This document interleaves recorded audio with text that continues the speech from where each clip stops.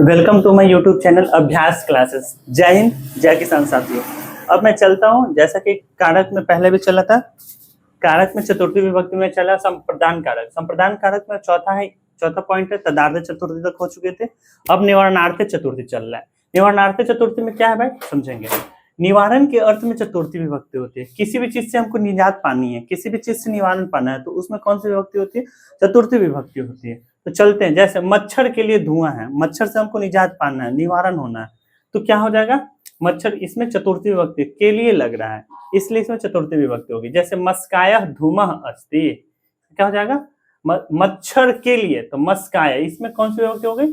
चतुर्थी विभक्ति हो गई। इसी प्रकार आगे चलते हैं। सांप के लिए डंटा है, डंडा है, सांप के लिए डंटा है, सांप से निवारण के लिए कौन सी चीज है? डंटा है, तो सर्पाय इसमें लगेगा, सर्पाय दंडः अस्ति। तो हमें उम्मीद है कि ये चीज आप समझ गए होंगे। इसी प्रकार आगे चलते हैं। धारे रुत मरणम, धारी, धारता मतलब हम किसी का चीज कुछ लिए हैं, उस धारण किए हैं, तो उसके रूप में भी चतुर्थी विभक्ति है। यानी कि धारी धातु की योग में जब कोई व्यक्ति किसी का कर्ज है, जब कोई व्यक्ति पर किसी का कर्ज है, तो उसमें चतुर्थी विभक्ति होती है। कौन सी होती है दोस्तों? कौन सी विभक्ति होती है? चतुर्थी विभक्ति होती है।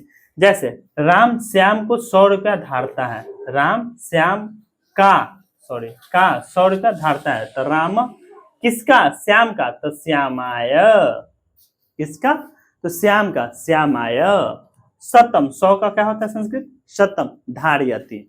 इसी के साथ आगे चलते हैं। तुम मेरा 500 रुपया धारते हो, तुम मेरा 500 रुपया धारते हो, तो कौन? मेरा, त्वम मह्यम 5 शतानि धारयति। उम्मीद है कि हम जो ये बताएं ये चीज आपको समझ में आई होगी। चलते हैं नेक्स्ट। इसी में नमः यानी कि नमस्कार के रूप में, स्वधा मतलब तर्पण के रूप में, स्वस्ति मतलब कल्याण के रूप में, स्वाहा मतलब समर्पित के योग में, समर्पित योग चतुर्थी में, इन शब्दों की योग में कौन सा विभक्ति होती है? चतुर्थी विभक्ति होती है। जैसे समझेंगे गणेश को नमस्कार, तो गणेशाय नमः, गणेश को नमस्कार, गणेशाय नमः। हनुमान को नमस्कार, हनुमते नमः, हनुमते नमः। इसी प्रकार गुरु को नमस्कार, गुरुवे नमः, गुरु को नमस्कार, हनुमान को नमस्कार, गणेश को नमस्कार। तो इसमें कौन सी विभक्ति लग रही है? चतुर्थी विभक्ति लग रही है, चतुर्थी विभक्ति लग रही है। पिता को नमस्कार, पित्रे नमः। इस पर पिता को तर्पण, पिता को कोई चीज दे रहे तो वही पित्रे स्वधा। देश का कल्याण हो, देशाय स्वास्थ्य, क्या हो जाएगा? देशाय स्वास्थ्य है। उसके बाद अग्नि को समर्पित, अग्नि को जो हम दे रहे हैं तो बोलते हैं ना अग्नि को समर्पित, अग्नेय स्वाहा। इसी प्रकार अग्नि को समर्पित करना मतलब अग्नेय स्वाहा, उसको संस्कृत में बोलेंगे। इसमें कौन सी विभक्ति होगी? चतुर्थी विभक्ति होती है। इसी प्रकार आगे की ओर बढ़ते हैं। रुच्यार्था नाम प्रिय माना, यानी कि रुचि यानी कि अच्छा लगने, धातु के योग में जब कोई वस्तु अच्छा लगती है तो उसमें कौन सी विभक्ति होती है? चतुर्थी विभक्ति होती है, चतुर्थी विभक्ति होती है। जैसे लड़का को मिठाई अच्छी लगती है, लड़का को मिठाई अच्छी लगती है, तो बालकाय, किसको? लड़का को, ये चीज को ध्यान रखिए। तो बालकाय मिष्ठानम रोचते। इसी प्रकार छात्रों को, तो छात्रेभ्य संस्कृते रोचन्ते, मुझे दूध अच्छा लगता है, तो मह्यम, किसको? मुझे, मह्यम दुग्धम रोचते। तुम्हें आम पसंद है, तुभ्यम, इसमें चतुर्थी विभक्ति है दोस्तों, समझ में आ रही है? तुभ्यम आम्रम रोचते।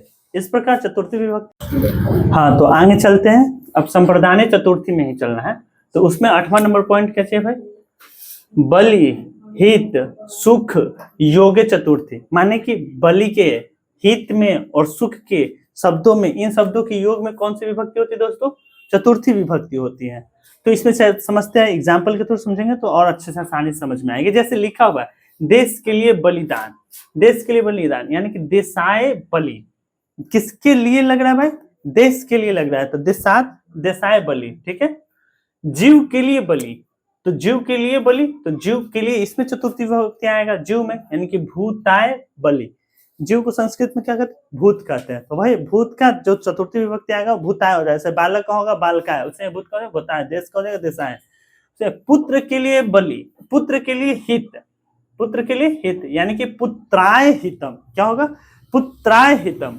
अब समझते हैं प्रजा के लिए हित, प्रजाए हितम, प्रजाए हितम, समझ में आते हैं, प्रजा के लिए हित। तो यहाँ पे ये चीज समझ में आ गए। अब इसी प्रकार इसी क्रम में आगे पढ़ता हूँ। स्प्रीहेरी पिसितम, स्प्रीहेरी पिसितम क्या होता है भाई समझिए। स्प्री मतलब इच्छा, इच्छा धातु के योग में जब कर्ता कोई किसी चीज को पाने का अत्यंत इच्छा होती है, कोई भी कर्ता होती है जिसमें जिसे कुछ पाने का अत्यंत इच्छा होती है, तो उसमें चतुर्थी विभक्ति है। कौन सी विभक्ति होती है? चतुर्थी विभक्ति होती है। जैसे नेता लोग पद चाहते हैं, सिंपल सी बात है, नेता लोग पद के लिए कुछ भी कर देते हैं।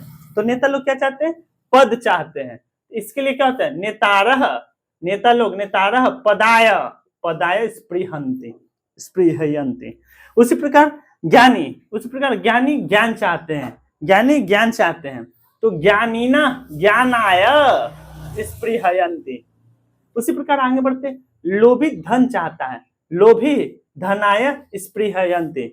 इस प्रकार संप्रदान कारक का सभी प्रकार खत्म हो गए हैं और इससे कहीं ज्यादा नहीं पूछा जाता है दोस्तों। इसको एक बार अगर आप देख लेते हैं तो मेरा पूरा यकीन मानिए कि आप सारा कवर कर जाएंगे। लेकिन इसी के साथ साथ एक बच्चा ने पूछा है और मुझे भी एक किसी ने लिखा और बहुत अच्छा, क्या खूब लिखा है कि कुछ थका हुआ आदमी बोलता है कि कुछ हार गई तकदीर, कुछ हार गए तकदीर, कुछ लूट गए सपने, कुछ गैरों ने किए बर्बाद, कुछ भूल गए अपने। तो गैर तो बाद में आते हैं, अपने पहले मार के चले जाते हैं दोस्तों। तो प्लीज बी अवेयर, गैर भी नहीं छोड़ते हैं कहीं का वैसे लोगों का। और उसका सीधा साधा एग्जाम्पल आपके सामने खड़ा है। लेकिन कोई नहीं, स्टैंड बाय करेंगे, फिर से मेहनत करेंगे। अपने तो अपने, गैरों ने भी लूटा और हमने जिस पे भरोसा किया, जिस पे भरोसा किया, सबने मेरे भरोसा का तार तार करके छोड़ दिया, सिवाय मेरी मम्मी और मेरे बड़े भाई, मेरे परिवार के अलावा। ठीक है, चलते इसी के क्रम में आगे बढ़ते हैं। अपदान कारक। अब चलते हैं नेक्स्ट कारक का एक प्रकार, अपदान कारक क्या होता है समझते हैं। पंचमी विभक्ति, संप्रदान कारक पंचमी विभक्ति से अलग होने के संबंध में, क्या चीज से अलग होने के संबंध में जब होता है उसमें पंचमी विभक्ति होती है। जैसे समझते हैं, अपदान में पंचमी विभक्ति होती है। जैसे छात्र घर से विद्यालय जाते, घर से यानी घर से वो अलग हो चुके हैं, कहाँ जाने के लिए भाई? विद्यालय जाने के लिए। समझना होगा, छात्र घर से विद्यालय जाते हैं, छात्र गृहात्, इसमें पंचमी विभक्ति हो गया। किस क्या लगेगा? पंचमी विभक्ति होती है। विद्यालयम गच्छन्ति। अब समझते हैं, ध्रुवम पाये पादाम क्या होता है समझते हैं। जब निश्चित स्थान से कोई वस्तु अलग होती है, कोई निश्चित स्थान से कोई वस्तु अलग होती है, तो उसमें कौन सी विभक्ति होती है? पंचमी विभक्ति होती है। जैसे वृक्ष से पत्ते गिरते हैं तो वृक्षात् पत्राणि पतन्ति। समझ में आया? वृक्ष से तो पत्ते गिर रहे हैं तो वो अलग होता है। एक चीज समझ लीजिए दोस्तों, हमेशा बोर्ड के एग्जामिनेशन में ये वाला चीज से जरूर एक क्वेश्चन पूछता है कि वृक्ष से पत्ते गिर रहे हैं या वृक्ष से फल गिर रहे हैं। तो वृक्ष से फल गिर रहे हैं ये मैं नहीं बता रहा है, ये आपको खुद कमेंट बॉक्स में करके बताना है कि इसका क्या होगा।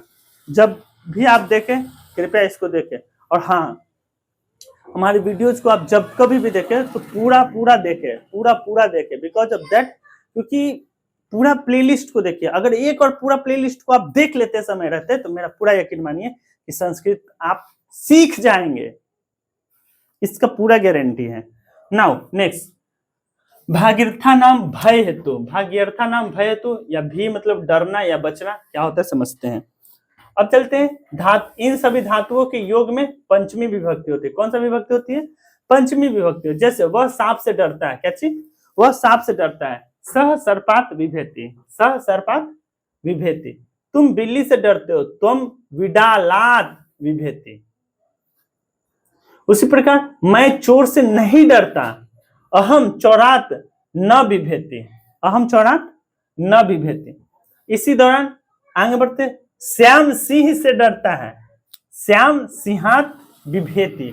मतलब सिंह से डरता है, मतलब श्याम सिंह से डरता है तो श्याम सिंहात, किससे? तो सिंह से, तो सिंहात विभेति। छात्र गुरु से मतलब गुरु में लग जाएगा पंचमी विभक्ति। समझ में आ रही बात? लेकिन इसी के साथ एक चीज और बोलना चाहूंगा किसी बच्चे ने हमें लिख के दिया है कि सर ये बहुत अच्छा चीज है, तो सर इसको जरूर बोलिएगा।